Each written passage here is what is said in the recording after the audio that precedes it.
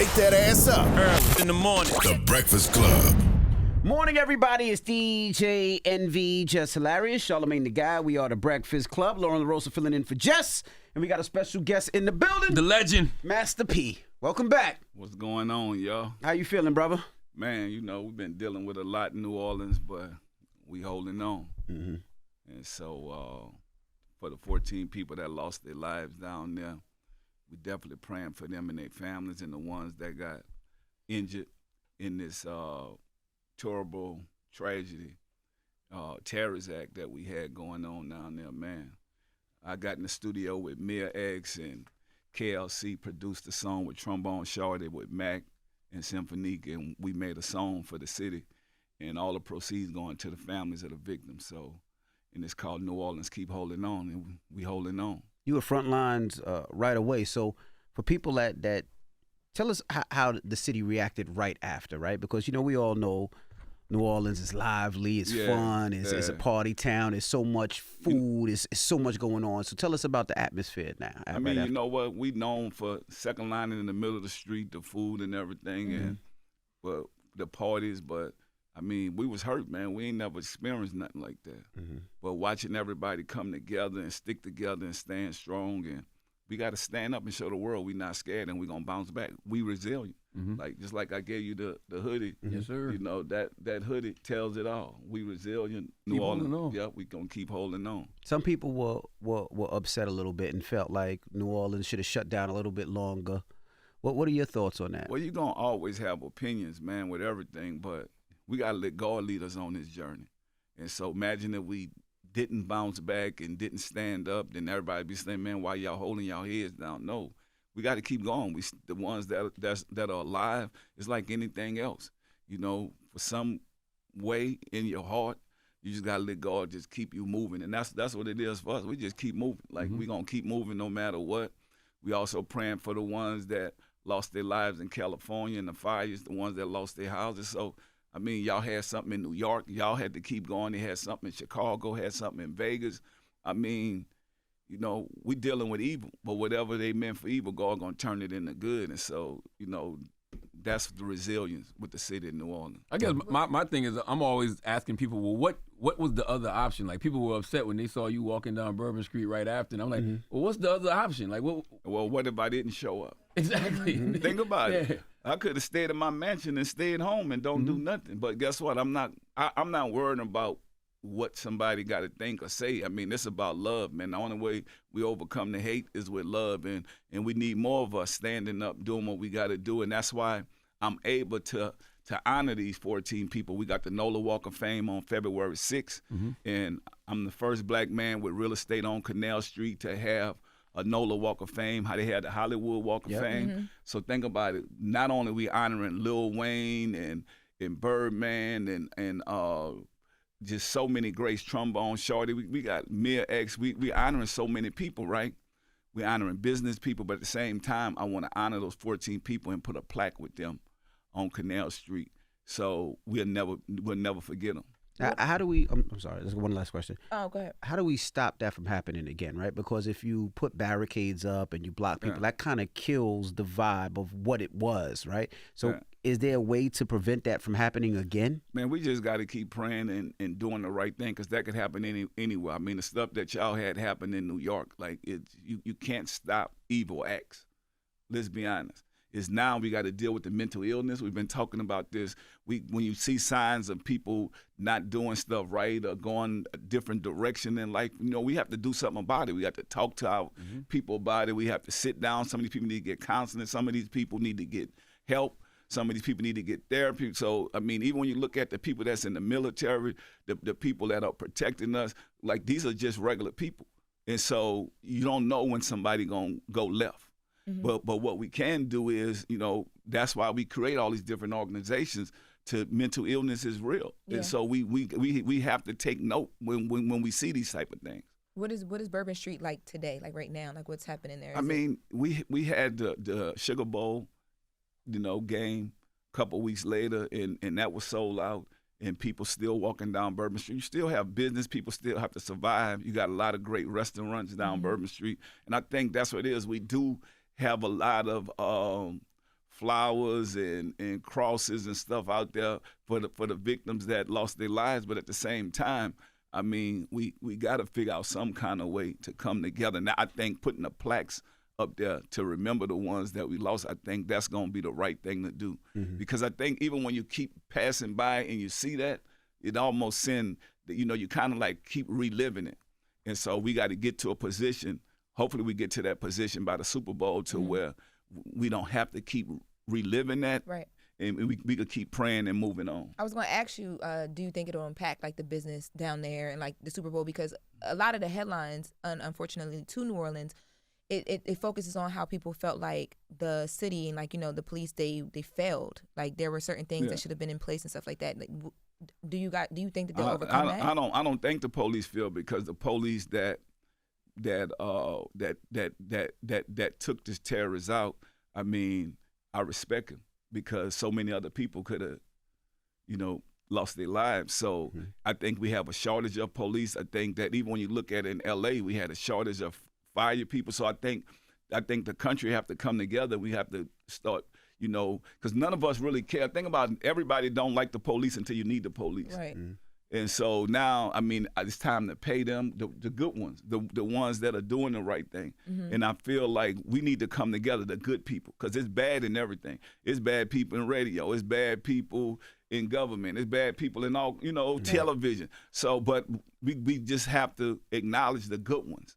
Same thing we do in music or whatever. Like, you got bad and good and everything. So I think I want to be able to celebrate the good ones. And also, to your point earlier, like taking some of those resources and putting those resources back into the community so people have, proper mental health care. Yes.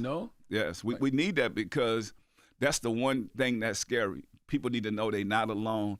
And if you find somebody, whether it's a family member or whatever, we need to hold those uncomfortable conversations.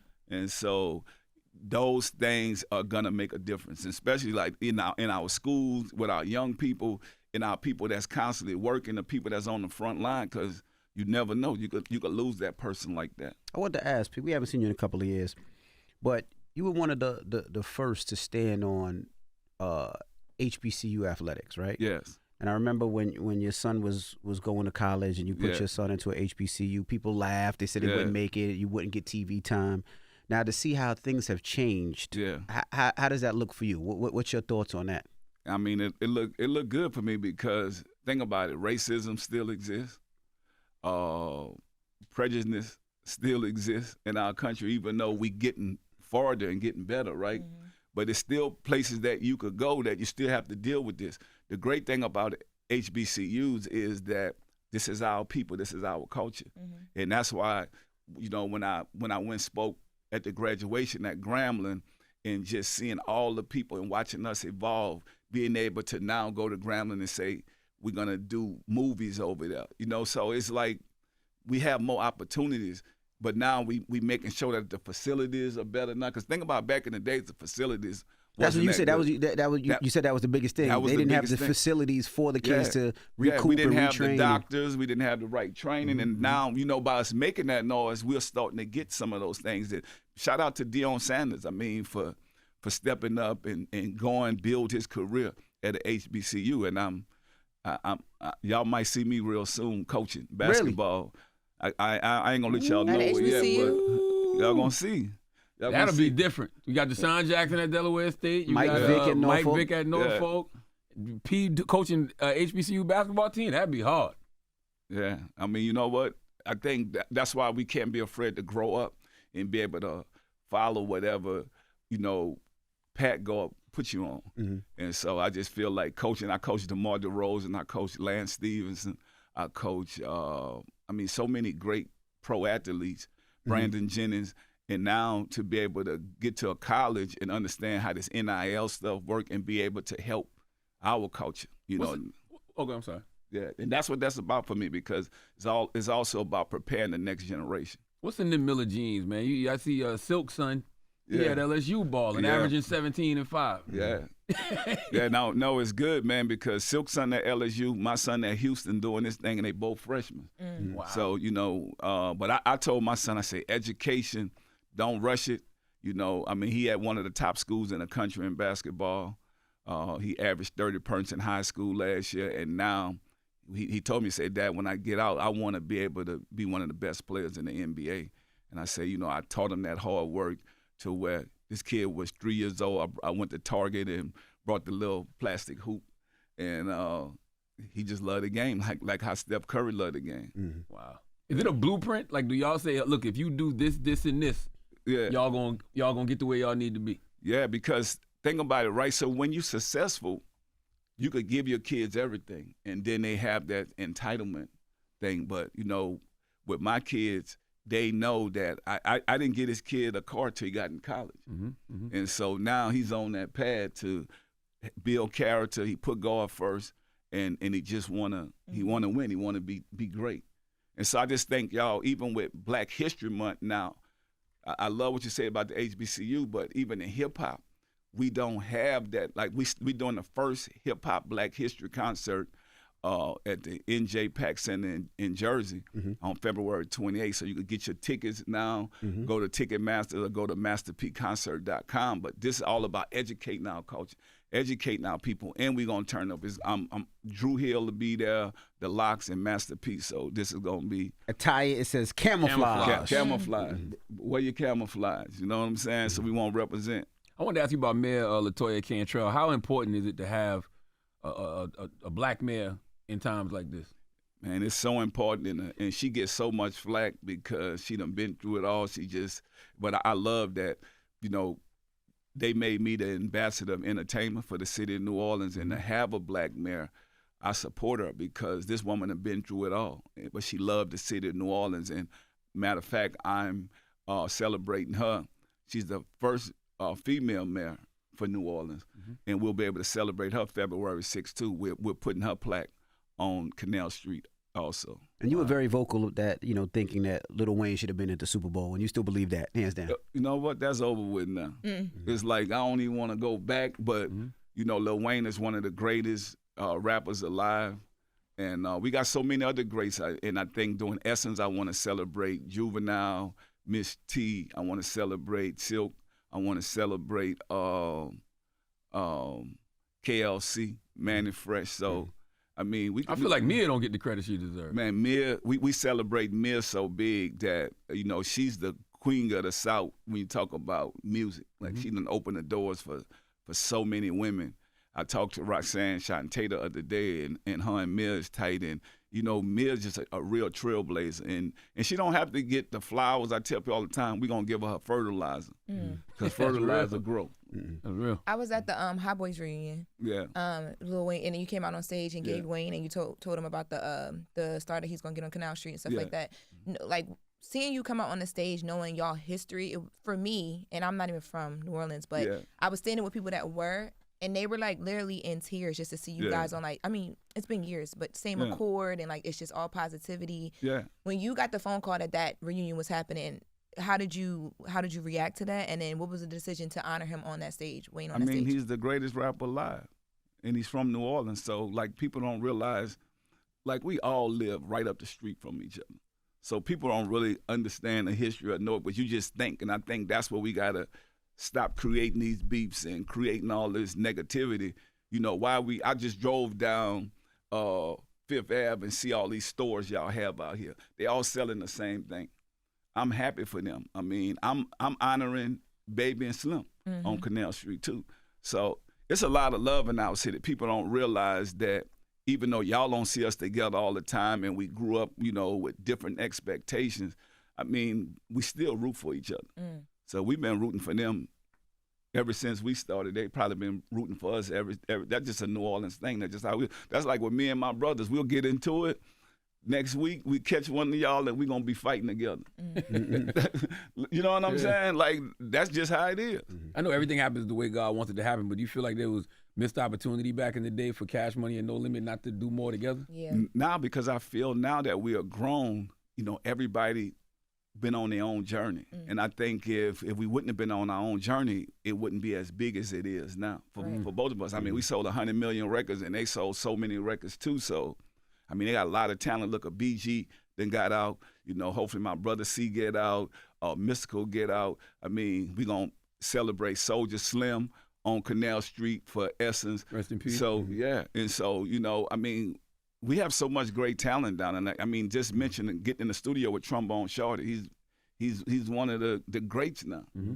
How is he murdered doing it? You said he could possibly getting out. Is there some light to the case? You know what? I mean, we just got to keep praying. He been in there a long time, and hopefully he get his day to be able to get back and get to functioning and doing what he need to do. But we just keep praying as a family. So that's why I tell people, love your loved ones when they walk out that door, because you never know when they're gonna come back. And that we experiencing this now in real time.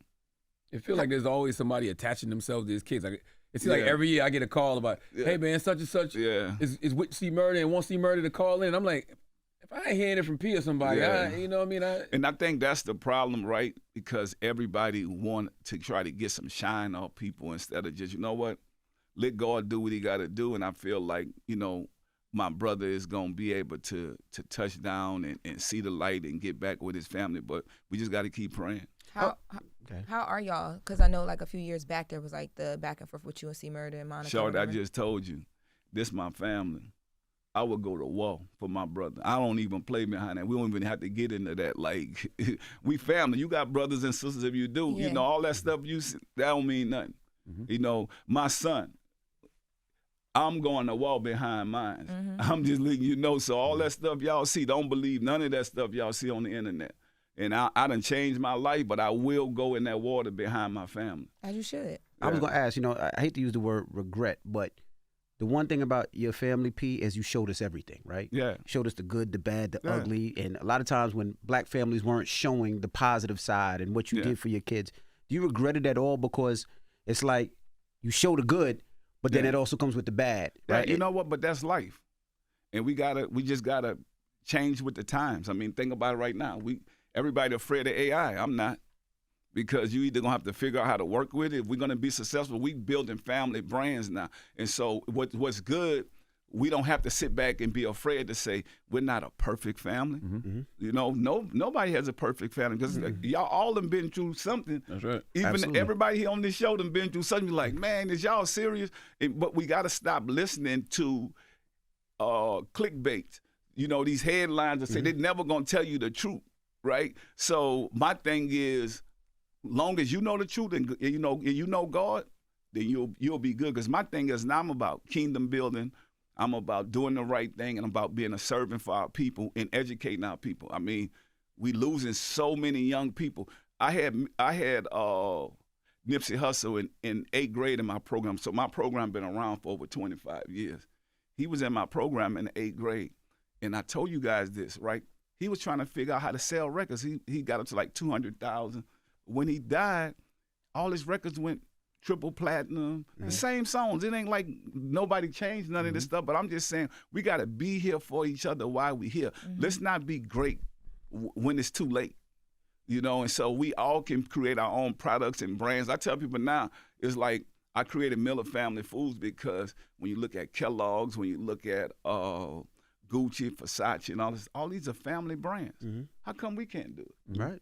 And so it's time for us to change. You that. think we hate all? You said Nipsey was in your program in 8th grade? Yeah. Damn, I know he respected you high. He was when he said no limit of the West, nigga. Percy Miller in the flesh. Nigga. Yeah. I know, so me and Janelle wow. Langston, we created a program called Urban Born. That was in California. So my kids now, even though you see them now, they're in college doing what they're doing, but they was playing for Cal Supreme that was right in that neighborhood. So my kids always played in the hood.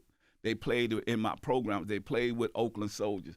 So I got my start in the Bay. So, I mean, I've been around California. I've been around New Orleans. So we help inner city kids that's in some of the worst environments. I was going to ask, you feel like a lot of times we hate on each other. And the reason I asked that, right, is something happened with your son a month ago, right? Yeah. All over the blogs. Yeah. Charges were dropped. I seen it on one blog. Yeah. You know what I mean? So because the thing about does it, that right? bother you? Because you're like, No. damn, give me the same, how to deal with that? thing that you gave me before, give it back to me. To be honest with you, I don't worry about that. You let God fight your battles. And he say whatever they meant for evil, God will turn it into good, right? But everybody know. Guess what? If that was real, my son wouldn't have been able to keep playing. Couldn't be able to go back to school. He couldn't go back to school. So they made a headline, right? So you can't steal something that's out by the trash can for a month and a half in the snow in the rain. This was something old things where these kids, they pick up, you know, when you go to college, they pick up chairs that be out there by the dumps. They pick up all this stuff. Yeah. And then they put a price tag on and say $1,500, something that was worth $100, right? That they giving away, that they let the kids come take you. Everybody been to college. Mm-hmm. My son everybody but him. He hasn't. But my son drive a $200,000 car. He got a multi-million-dollar job. I'm glad it happened because that let me know that we still live in a broken world. But if it didn't happen with my son being involved, y'all would have never knew. Then you would have really been looking at these other kids like they did something. Right. And I'm be honest, if that's the only thing my son ever did, I'll be a happy, proud dad. Let's be honest. That don't even make no sense. But I told my son, I say, you a businessman, what you want to do? He said, well, you know what, Dad? They call me Hercules. We about to start making some Hercules refrigerators. that's what we gonna do. We about to make some Hercules refrigerators now, and then we'll be able to give them to the kids in the HBCU. But that's what happened, right? My son is in a school where it's not as many of us there. That's in Utah. Right. And so, but they wasn't after my son. They was after the coach. They have a black coach. And because think about it. Imagine all the stuff that happened. I done seen a kid get killed at these schools, play basketball. They get in all kind of stuff. They don't half of this stuff. The crazy stuff that I done seen, they don't even report. The coaches will go, man, hold up. Don't y'all come over here for my school. The campus police should have ran over there and did that. Like, don't you think? And then they ain't even mention none of the other people's name, just mention Master P's son. Wait, it didn't start with campus police. It went straight to the police outside of the campus? Yeah, so that's how we knew. Which is unnormal. Yeah, but that's how we knew they was after the coach. So it was targeting, basically. Yeah, it was targeting. Yeah, because anytime something happens on campus, campus police shows up first. At my school, at your school, right? Yep, absolutely. Yeah, but that's why Black History Month is so important, and we should have that more than just February. And we need to educate our kids and our culture because we got to know that even though Martin Luther King lost his life for us, we still got a long way to go. And that's why I say the way we do it, we got to bridge the wealth gap. And that's why I constantly keep telling our people, let's go out here and create these products, create these brands, create our own stuff. And so it's going to be, to be honest, like you say, they never mentioned that even a thing when y'all see the news, the crazy thing about it, that happened 2 months ago. Mm-hmm. And they put it out 2 months later, which was crazy to me. That was one of them headlines I saw, and I'm like, yeah, when I saw it, so I'm like, people stealing refrigerators. You don't need to steal no make no sense. Yeah. But I think it's just the fact that he has to deal with that. But again, the way that you raise your kids because they've been in the you know, you ain't see my son say nothing about it. Yeah. I love him because he humble, but he's successful. He's a man of God, and now he got so many great things, so many great opportunities. We have so many big brands that we are dealing with, and people see this. So I think some of the time you got to let God fight some of them battles, especially when you know it's not real. Do you deal with like parental? I mean, you're a parent. We all parents. Do you deal with like parental paranoia, having sons that are a certain age, they in the light, they doing good, and you know what type of world we in? Bro, I'm just telling y'all, right? God do things for reasons, right? I could have got another phone call.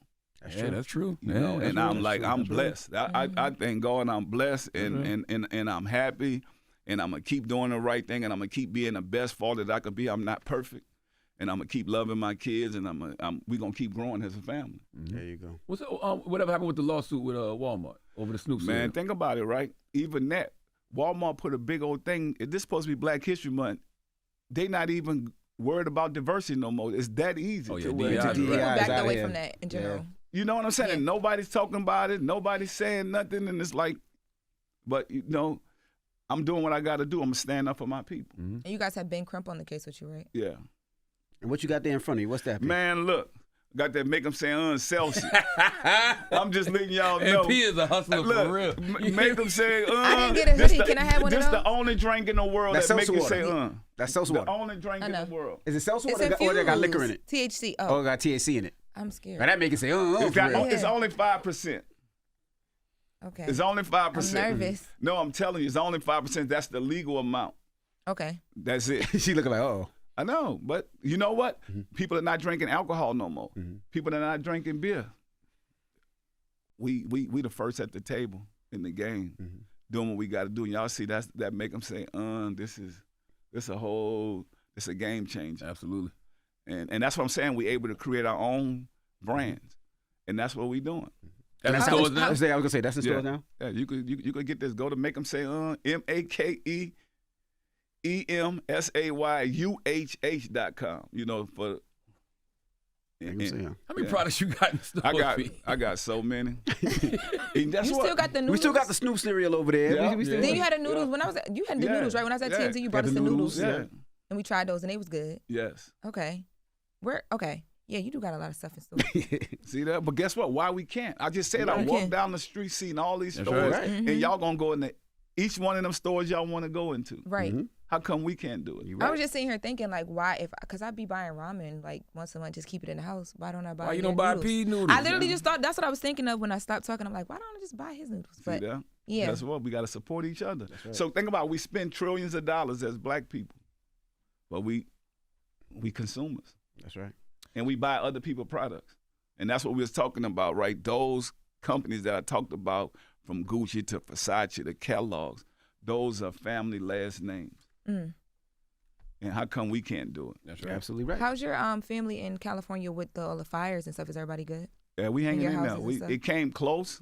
So I know that it's like 28% contained now in Palestine.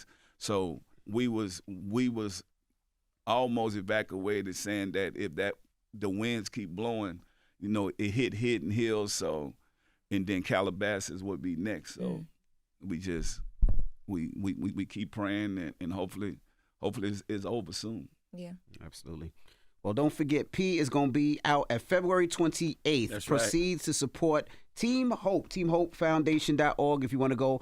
Camouflage is the attire. February 28th, Drew Hill, The Locks, Master P, and Friends. Is a benefit concert, and it's going down at the NJ Pack. And we appreciate you for joining us, And you can go to P. teamhopefoundation.org to donate if you want to help with the give back. Yeah, Absolutely. and then I want to give a shout out to our restaurant that's down in California, Fishbone. We're the first black-owned franchise seafood, and what they're doing, they're bringing food out there to the people on the front line, and shout out to Fishbone.